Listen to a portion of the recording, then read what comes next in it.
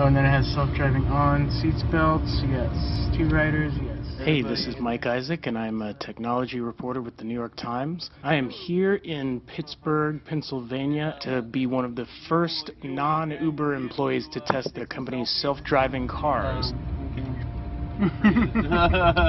Throughout the ride, it was pretty cool. They had a real-time view of the renderings going on around me. So you see this sort of infrared experience of what the environment outside the car looks like. You can see, like, we're registering different things, you know, in that car.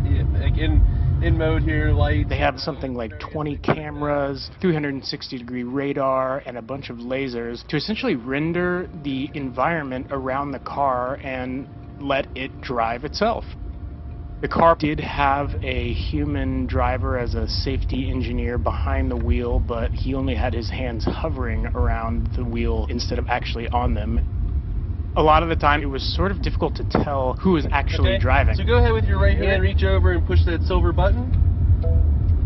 Go ahead one more time. Okay. Okay. So now, I think one of the most interesting things to me was the fact that there's just essentially 2 buttons, and then you can place your hands on the wheel and switch in and out of self-driving mode very quickly. Just miming.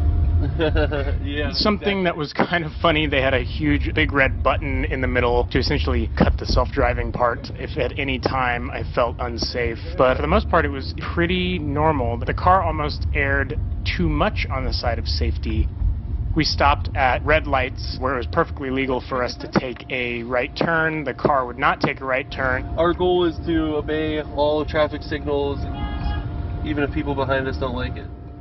The grand proclamations from every automaker, from Ford to Fiat to Uber to Lyft, says that this is going to be in mainstream use within the next 5 years. I find that a little bit hard to believe. It seems pretty ambitious, especially since legislature and regulatory environments from country to country vary greatly, and in the United States vary on a state-by-state basis. So it's probably less a technological problem, since that is advancing at such a fast pace, and will be a legislature problem and a regulatory problem over the next 10, 15, 20 years.